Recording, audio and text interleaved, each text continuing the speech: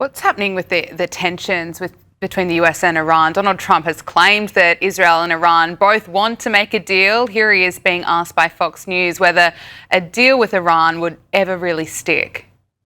Do you think a deal with Iran with this current regime would ever really stick? I don't know. I don't know. I know one thing. They want to make a deal. They wouldn't talk to anybody else, but they're talking to me. But, it's a good question. A lot of people say no.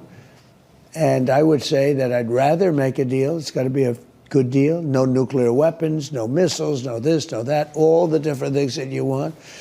But some people worry that they've been very dishonest with us over the years, right? Very dishonest. Obama and Biden, what they did in terms of creating a monster with Iran was terrible. That Iran nuclear deal was one of the dumbest deals I've ever seen.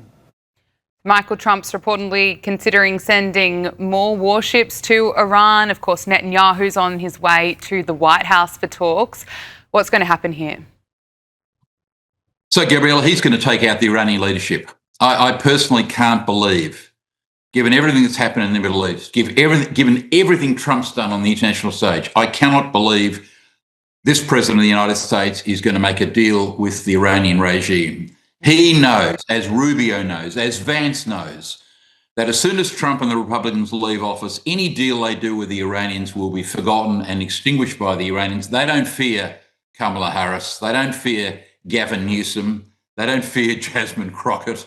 Any deal with Iran will last till 2028 and that'll be over. So I can't believe that he's going to leave 90 million Iranians hanging by a thread. This regime have like Hamas in Gaza, these people have kept, the Iranian people as prisoners ever since the Iranian Revolution in the late 1970s. I think he's playing for time. I think he's getting all his military assets in place. I think he's putting missile defence systems in the countries that are amongst his Arab allies who may not have had those defence systems in place. And I think most importantly, he's waiting for General Raisin Kane to tell him how any bombing of Iran will bring about regime change. There's no point bombing Iran if you don't bring about regime change. I think Trump has firmly fixed in his mind to get rid of this regime. Of course, they cannot be trusted. Once he's fixed up the Iranian regime, then we can look forward, Gabriella, to President Marco Rubio of Cuba by the end of the year, hopefully.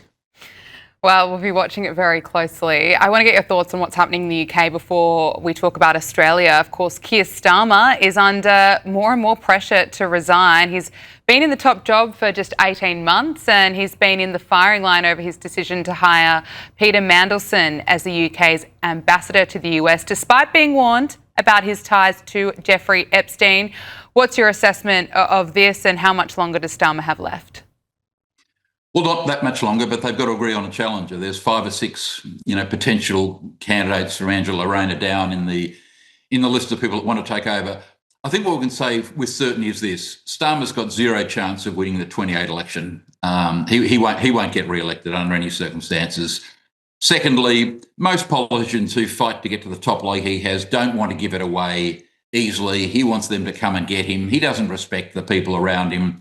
He thinks he won the election, they didn't. Why would he stand down for people he considers to be inferior to him? So I think he'll fight on. Sooner or later, the Labor Party in Britain will tap him on the shoulder, try and get him to go. If he doesn't, he'll be defeated in a ballot. You've even got the Scottish Labor leader already calling on to stand down. Those calls will grow louder. He's been a very poor British Prime Minister, so I think he's a goner. How long it'll be, who knows? When the challengers have worked out who the challenger is, then you'll have a much better idea. But it's good night, Keir Starmer.